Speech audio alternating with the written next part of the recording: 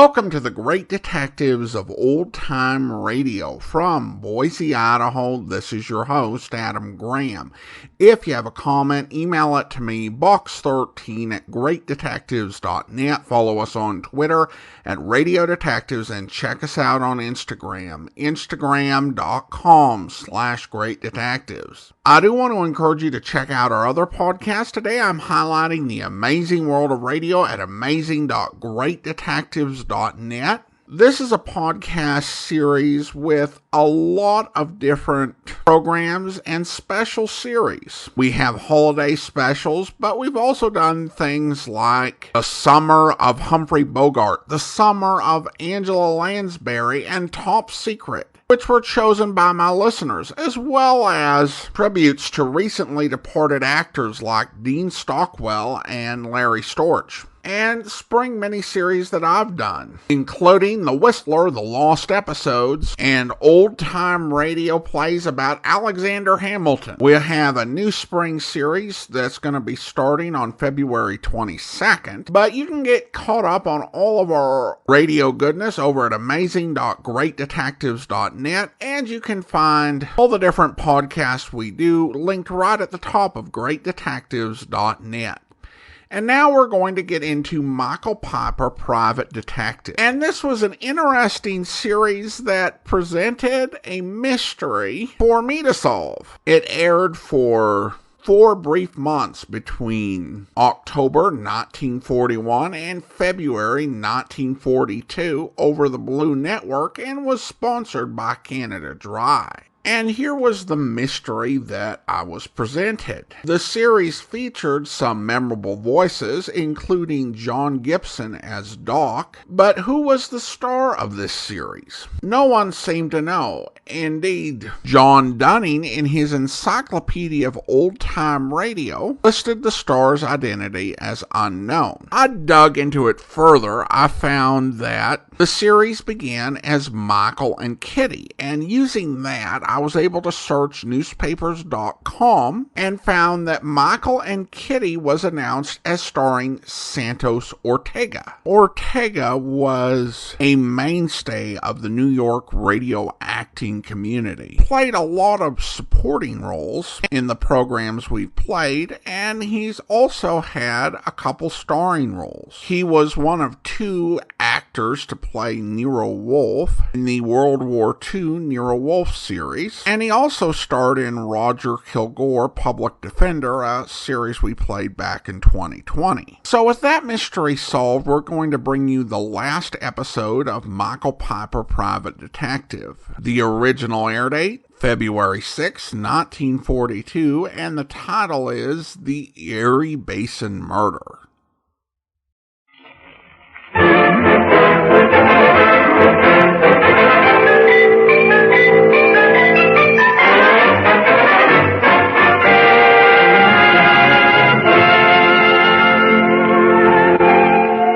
Hello there. This is Michael Piper, Private Detective. The case we bring you tonight is called the Erie Basin Murder. As you know, Canada Dry and their many well-known bottlers of spur have been making these weekly radio visits possible. Well, now, let's see. The whole thing began one afternoon when Kitty and Doc and I were down in Battery Park, feeding the pigeons.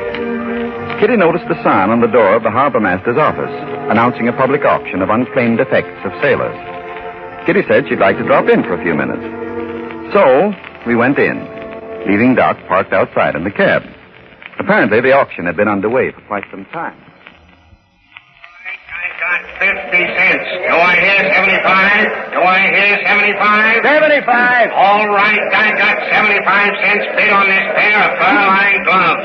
Who'll say $1? Are you done? Are you through? Are you all supplied? Sold for $1. Step to the cashier's window, sir. Don't go away, folks. The auction will continue in just a moment. Oh, Michael, this is amazing. Just look at some of these faces. Yes, kid. If I were casting an adventure picture, I'd certainly stop right here. Oh, good heavens. Netta. I see something over there that I absolutely refuse to believe. What? A 2-headed man? No, it's even more amazing than that. Look where I'm pointing. A sailor with a parrot on his shoulder. Holy Pete, so it is. Well, that's snuck out of Treasure Island. Mm-hmm. If that parrot says pieces of 8, I'll know I'm dreaming. Well, it wasn't pieces of 8, just a plain parrot squawk. Unless it's pieces of 8 in Portuguese. Could be at that. The sailor looks Portuguese. All right, men. Next we have this little box wrapped in oilskin, contents unknown. Now, as far as we know, this box can contain anything from a ham sandwich to the crown jewels of Hindustan.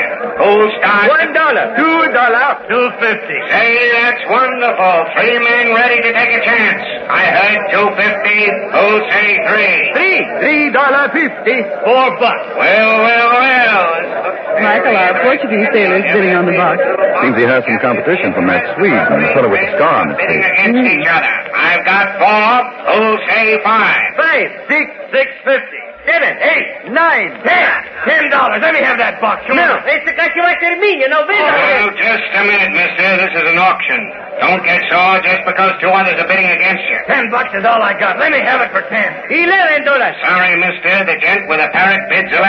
I ain't got no more dough. I want that box. Sorry, the highest bidder wins. Wait a And minute. now, let's get on Hey, with this box. Scarface looks kind of mad. He The certainly does. Portuguese gentleman with a parrot has bid $11. Well, the Swedish gentleman say 12. Yeah, I bid $12. 13, 20, 50. I got 50. Who'll say Those men must be 55? crazy. Either that or they must know what's in that box. 55. Okay, now, quiet, please. Now, this is really worthwhile. Apparently, both of these gentlemen want this box. The Portuguese has bid $50. Will you say? 55. And the Swede says 55. 60. Sold for $60 to the Portuguese gentleman with a parrot on his shoulder. In all honesty, this has got to stop somewhere. Here, senor, the $60. Thank you, sir. And the mysterious box is yours. Muito obrigado. No, you don't get that box. They fix you good. Get away. Stop.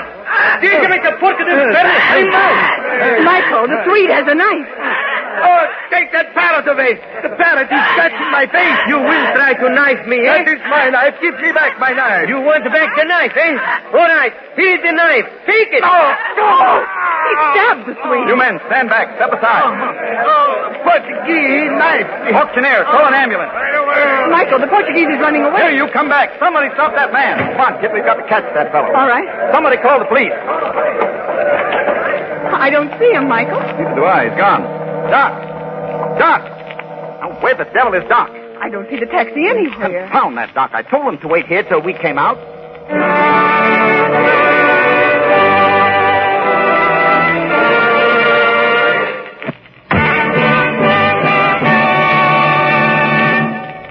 Well, you listeners, that visit to the auction certainly attracted more of our attention than we thought it would. But there's a sound that demands attention. And not just demanding attention, Mike, but really getting it. Because that sound is the fizzing and bubbling of sparkling Spur, the delicious new Canada Dry drink, a thirst quencher that tingles with real quality. America's favorite flavor at America's favorite price. Once you've tasted Spur, you'll drink it often. Just ask your dealer for the man-sized nickel bottle with the big white shield and 4 red letters, S-P-U-R. For just 5 cents, you get 2 full glasses of quality refreshment. Enjoy America's favorite flavor at its very best. Drink Spur.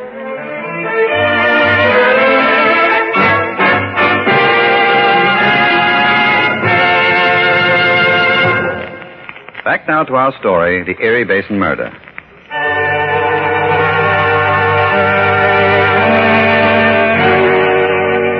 As I told you a moment ago, the Portuguese sailor paid for the mysterious box and started for the door. On the way out, he was attacked by the angry Swede, who outbid him. But the parrot flew into the Swede's face, causing the Swede to drop the knife. The Portuguese picked it up, stabbed the Swede in the shoulder, and escaped with the parrot and the package. The wounded Swede was arrested and taken to Belmore Hospital, where he was placed in a small room with bars on the windows. A few hours later, Kitty and Inspector Shield and I went to Belmore to question the Swede. Shield took charge of the questioning. Now, look, mister, this is serious. You better talk. What's your name? Gus Nielsen. I got to get out of this hospital quick and see a fella. What have we got to see, that Portuguese? Hey, the Portuguese. The dirty crook. I got to catch that fella quick and kill him good. Hey, maybe you don't realize it, Nielsen, but I'm a member of the police department, and you're threatening to commit murder. I don't care. When I get better, I find that Portuguese and I kill him good. Well, we'll take that up in a couple of days when you do get better. Come on, Mike, let's get out of here. Okay. Go ahead, kid. Thank you. And don't forget, Nielsen, there's no use trying to get out of here. There's bars on your window, and there's a cop right here in the hall, and he's got a gun with bullets in it. Someday when I get out of here, I find that Portuguese fella and I kill him good. Oh. Holy mackerel, Mike. Right in front of a police inspector, he says he's going to kill a guy. He must mean it. What's this world coming to anyway? Yeah, Michael, let's go home. Just to see what it's like to be in our own apartment before midnight. Right, kid. Sheila, if you find that Portuguese or the man with the scar on his face, give us a ring. Okay, I got an alarm out for both of them. I'll see you later.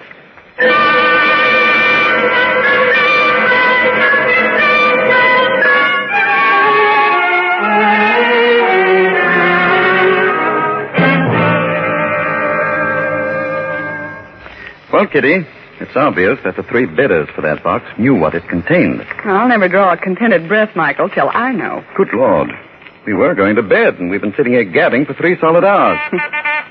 The mysterious Doc Felix. Now we'll find out what happened to him this afternoon. Hi, folks. Hello, prodigal. Doc, we thought you'd been stolen by the gypsies. Okay, Doc, talk fast. How come you deserted us this afternoon? I told you to stick around. We needed you. Now, keep your girdle on, Mike. I done what I done by sheer instinct. Oh, yes? What did you do? Well, Mike, I read all about it in the late papers. The Swede, the guy with a scar on his face, and the stabbing and everything. So what? So what? I know where that Portuguese is, Mike. What are you talking about? See, I knew you'd change your tune. Doc, before I strangle you, will you please... Okay. I'm sitting in a cab outside the auction place, see? After a while, a foreign guy with a parrot in one hand and a little box in the other comes running out hell-bent. I realize that something's up, see? And with amazing detective instinct, I swing open the door of the cab, and the Portuguese hops in and hollers, "Get going." So I get going. Where did you take him? Over to Brooklyn. What part of Brooklyn? The Erie Basin, down there past Red Hook. Doc, could you find that place again? Certainly I could. He went on board an old sand barge named the Ida. Doc, I take back all I've been thinking. You're suddenly a wonder man. What do you mean, suddenly? Okay, you've always been a wonder man. Tonight, we're going places. To the Erie Basin? Kitty, darling, however did you guess? Come on.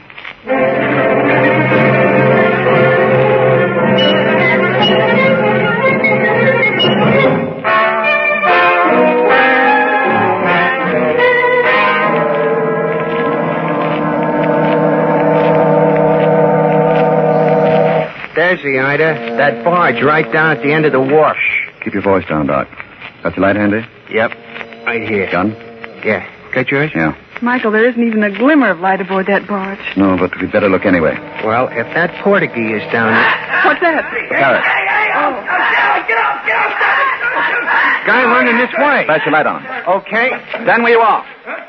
Hey, who is it? Detective. It's the man with the scar on his face. What do you want? Stand still. We both have guns. Say, you're going to have some new scars on that face of yours. How did you get so cut up?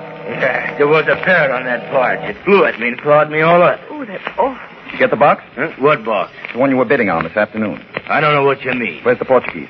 Who? Never mind. Search him, Doc. Okay. Hey, you, get away from me. You're... Shut up. Keep them paws in the air. No box, Mike. No? Here's something, no. Wow. Hey, that's a wicked-looking knife. Let's see. No blood on it. Certainly there ain't no blood on it. Doc, suppose you keep Scarface right here. Kitty and I are going aboard the barge. Okay, Mike. Watch out for that parrot. We will. Here, kid, you can hold the knife. Oh, dear. Must I? Get behind me now. Can't tell what we're going to find here. I'm more afraid of that parrot than anything else. Anybody down in this cabin? I'm coming in and I have a gun. Kid, you stay outside for a minute. And switch on my light and gleam. All right. Be careful, Michael. Here I come. If there's anyone in here, stand where you are and don't move. Is there anybody here? Oh, you don't, Polly. In the closet with you. Are you all right? Yep. Parrot's in the closet wrapped in my hat. Doesn't seem to be anybody here. Good Lord, Kitty. What is it? Find something? Yes, kid. Don't look, please. The Portuguese. His head's been bashed in. Oh, Get me a piece of paper. all right. Here's a newspaper. Will that do? Yes, please. Just a small piece. Thanks. What are you doing? I see some traces of a reddish-brown dust in the head wound. Might be an important clue. Want to collect some of this dust and have it analyzed. Well, do you think the mysterious box is here on the barge? I doubt it. Scarface would have taken it with him. Oh, Michael, this is an awful place. Can't we get out of here? We certainly can, my dear. I want to telephone Inspector Shield and make him a present of one body, one clue, and one suspect.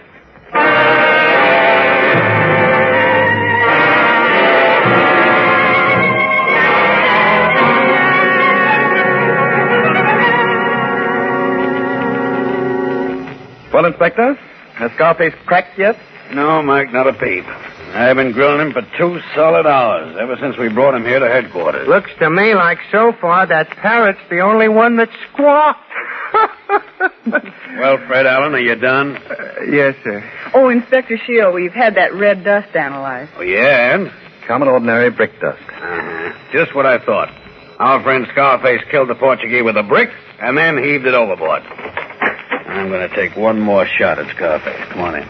Go ahead, kid. Thanks. Hey, look, Inspector. Why don't you put me in a cell? Don't keep me sitting here all night. I'll keep you sitting here just as long as I feel like, see? Mr. Piper, help me, will you? Why don't you help us, Scarface? I don't know nothing. I'm afraid Inspector Shield has a powerful circumstantial case of murder against you. Murder? No, I didn't kill that Portuguese. Now, look, my friend. At the auction, you bid on the box and got sore when you didn't get it. Over at the wharf, we caught you running from the scene of the murder. The parrot scratches on your face prove that you were in the dead man's cabin. But I didn't kill him, I tell you. So help me, I didn't. Oh, you didn't, man. How much longer do you want to sit here? I want to go now. Let me go. Take me anywhere. Scarface, What? what happened to that box? I don't know. Wasn't it on the barge when you went aboard? No.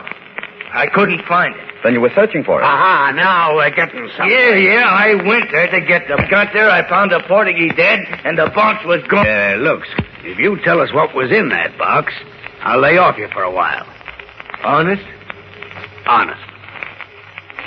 Okay, then. I'll tell you.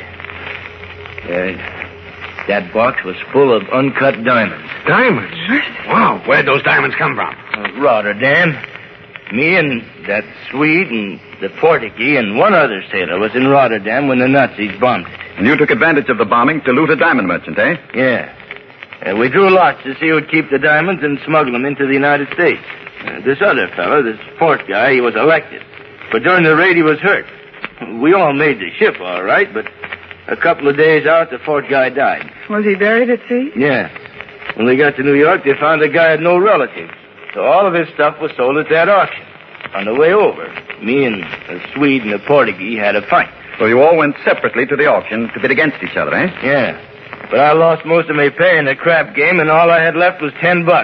So I didn't get the box of diamonds, and that's all there is to it, so help. That you went down to the Erie Basin tonight and killed the Portuguese with a brick. No, I didn't kill the Portuguese, I tell you. I didn't kill him. There's you. Charlie, take this guy down to a cell. Yes, sir.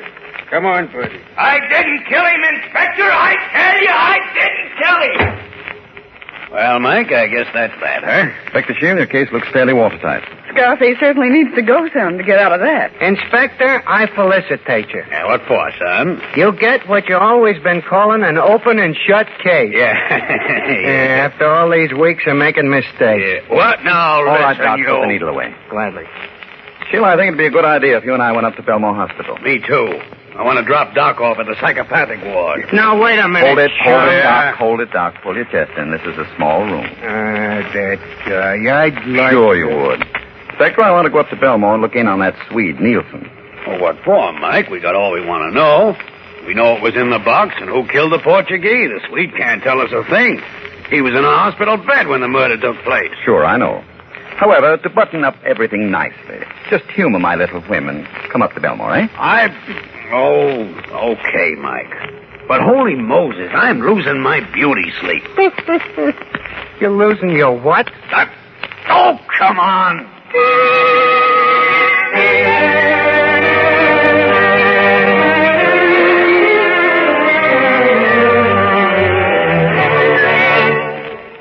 Well, Murphy. How's the suite? There ain't been a sound out of him, Inspector, ever since you people left the hospital. I kept my eye glued to the door of his room, sir. He must be sleeping like a baby. Good. Let's go in and wake him up. Hey, Nielsen, wake up. Huh? Wake up, Nielsen. Switch on the light, Doc. Okay, Mike. Who is it? Inspector Shield and Mr. Piper. Huh? Oh, what you fellas want? Goodness, it seems a shame to wake him out of a sleep as deep as that. Tell him the news, Inspector. I want to have a look around the room. Nielsen, your friend the Portuguese was murdered tonight. What? The Portuguese murdered? Hey, what happened to the little box? Disappeared. Hey, Mike, what the deuce are you looking for? Nothing special. Oh, this is terrible. Here I am in hospital while some dirty crook gets away with the little box. Inspector, did you find fellow with big scar on his face? I'll say we did. We caught him over at the Erie Basin. What was he doing there? He was playing a short engagement with a parrot. A parrot. The Portuguese parrot. Oh, that scar-faced fellow is a dirty double-crossing crook. He stole that little box now. Yeah, and he killed the Portuguese to get it. We know what was in the box. Yeah? Well, that little box belongs to me. You hear what I say? That little box is mine. I got to get it. I got to get it.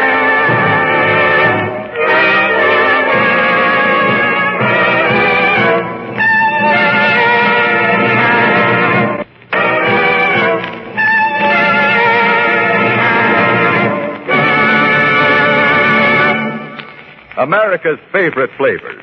That's how we describe the tingling goodness of Spur. But it's the people who try it and then continue to drink it who say Spur, America's favorite flavor, at its very best. A swell refresher like this is bound to make new friends every day. You see, Spur is a Canada dry drink, and real quality always tells its own story. Try Spur yourself. Just a nickel buys one of those large, good-looking bottles with a big white shield and 4 red letters, S-P-U-R. And in that bottle, there's enough sparkling refreshment to fill 2 brimming glasses. Yes, 2 full glasses of tempting Spur are yours for just 5 cents. And when you buy a handy home carton of 6 large bottles, you have 12 full glasses of tingling Spur for only a quarter. Get a carton tomorrow morning first thing and keep several bottles chilled and ready to enjoy every day. S-P-U-R, Spur. It's America's favorite flavor at its very best.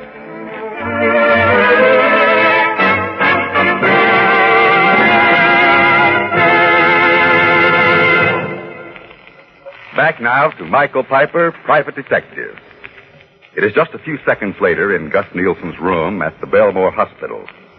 The suite is still raging against Scarface for having stolen the box of uncut diamonds. That dirty thief Scarface, he takes little box and hide it somewhere. When I get out of hospital, I catch him and make him tell. Believe me, that little box belongs to me. Look, Nielsen, that's a very nice routine, but it won't wash. What are you talking about, Mike? You can't blame this fella for being sore. Somebody swiped his box of diamonds. You said it. And when I catch that dirty lord... All right, Reed. Take a bow. Your little act is over. Inspector, would you like to see those diamonds? Oh, you bet your sweet life I would. Okay. Suppose you look under Nielsen's mattress. No. Here. I look under this side. Doc, you take the other. Sure thing. Don't. You get away now. Don't you touch my bed. It must be here somewhere. Certainly. Oh, here it is. Michael, it is the box. Certainly is, Kit. Well, now, how the heck do you explain that? Inspector, I've been framed. Some dirty crook. Want me to shove that pillow down your throat? No, apparently he doesn't. Well, Inspector, there's your murderer. All tucked away in a hospital bed. No. Second, Doc. With pleasure. Say, Mr. Nielsen. No, I won't. There we are. Proceed, gentlemen. Mike, are you trying to tell me that this guy walked out of this hospital, went to the wharf, killed the Portuguese, and came back and got into bed? I certainly am. And I suppose he hypnotized the cop outside there in the hall. No, he didn't go out that way. Oh, I see. He went on a diet and squeezed through those bars there on the window. Well, he didn't go on a diet. But you were right about his using the window. But, Michael, those bars... Yes, darling, the bars. Would you like to have one of these bars, Inspector? Wait for that. Strong man. He pulled one of them bars right out. Yes. Here, Shield. Put the sound bar in your memory book. Well, I'll be You said it. Now, listen, you... Just a minute. Doc, never insult a man with a crowbar in his hand. Careful of that, boss Shield. It's Exhibit A. Portuguese bloodstains on the other end. Holy mackerel, I see it all now. At last. The Swede looks the room over, he finds a loose bar in the window, gets his clothes out of the closet, and goes down the fire escape. Check. And the brick dust was from the bar where it had been broken out of the bricks. Double check. Mike, you're an amazing character. Flatterer. Say, how did you ever come to suspect the Swede? Well, I must admit it was a pretty thin reason. When we caught Scarface, he had a knife on him. Clean knife. I get it. If he had killed the guy, he would have used the knife instead of the brick and heaved it overboard. Certainly. Would have been much simpler. So the Swede was the only other suspect. Wild as the idea seems. Mike, when the Swede got the diamonds, why didn't he scram instead of coming back to the hospital? Oh, he was too smart for that, Doc. If he had disappeared, he would have been the prize suspect. He knew that Scarface would make an attempt to get the box, and consequently be suspected of the murder. And if the Swede were found right here in bed in the morning, well, the police never would suspect him. Yeah, especially the police. Hey, now that's done. This guy's gone too far. Look, I think you'd better come with me, Doc. Yeah, sure. Good night, Inspector. Good night. Hey, wait a second. Where are you going? We're taking Doc into protective custody. One murder a night is sufficient. Ah. Well, what now, Michael? Who knows, kid? Doc, let's get the taxi and go for a drive. Okay, boss. Got some excitement in mind? No, nothing in particular. Let's keep our eyes and ears open. You can never tell when somebody will need help and call us in. Hey, Kitty? I see what you mean, Michael.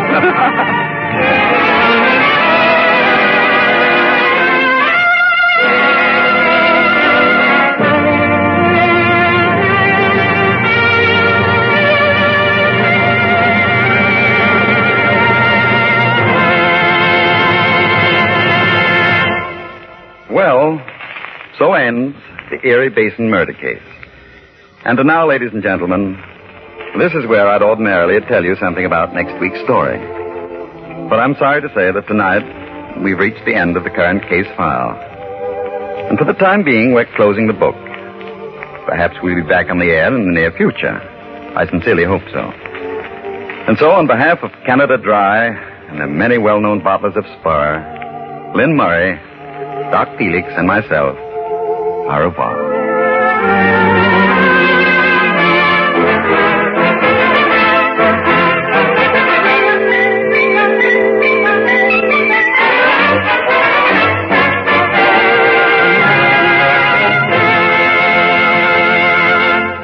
This program came to you from New York. This is the Blue Network.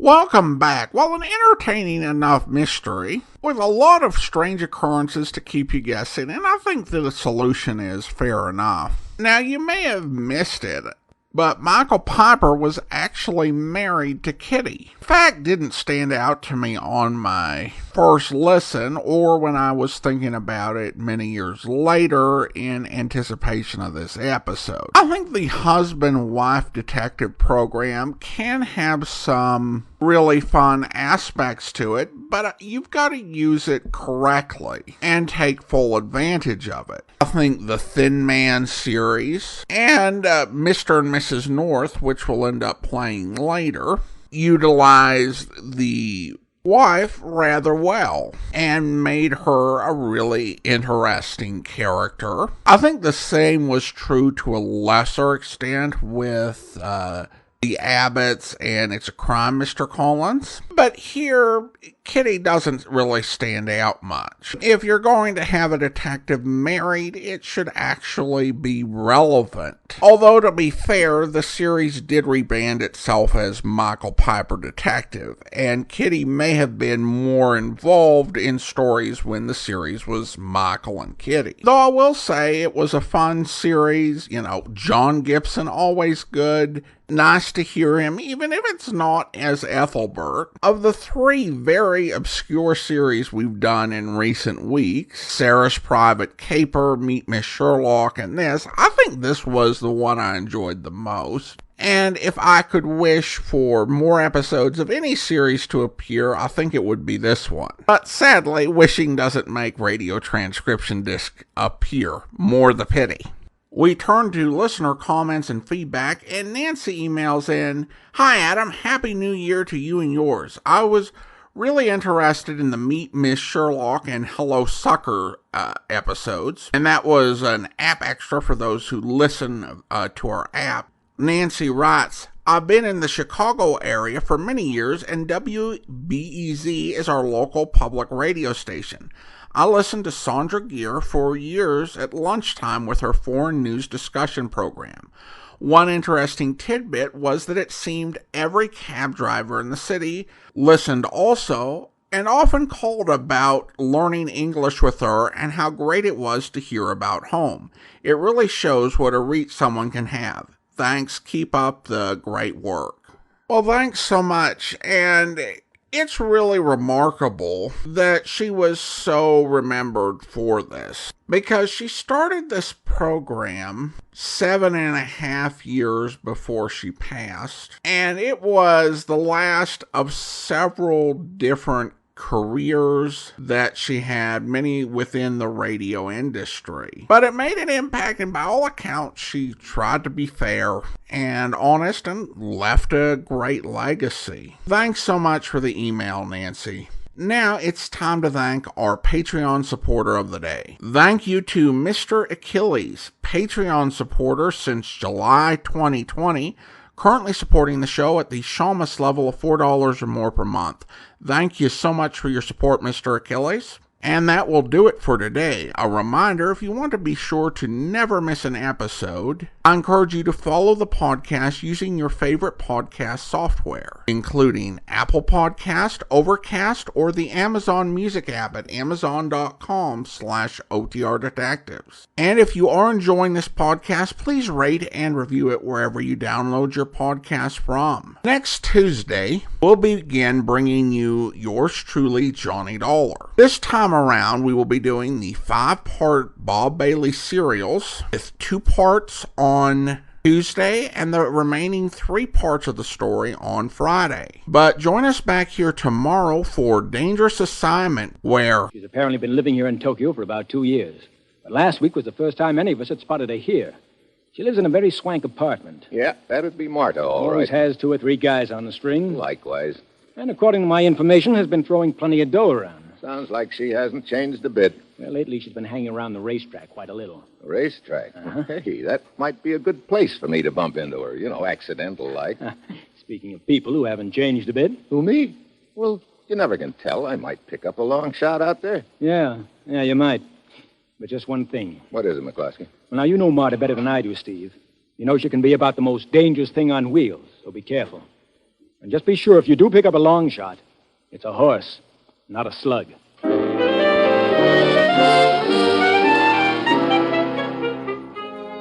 Cheerful guy, McCloskey. So I mosey out to the racetrack, and it isn't 15 minutes before I spot Marta. She's got an expensive fur draped around her neck, a racing form in one hand, and a wad of bills in the other. And she looks better than ever. I bury my nose in my racing form and start walking towards her. Oh, I'm sorry. why don't you look? I hope you'll be with us then. In the meantime, do send your comments to box13@greatdetectives.net. Follow us on Twitter at Radio Detectives and check us out on Instagram. Instagram.com/greatdetectives. From Boise, Idaho, this is your host, Adam Graham, signing off.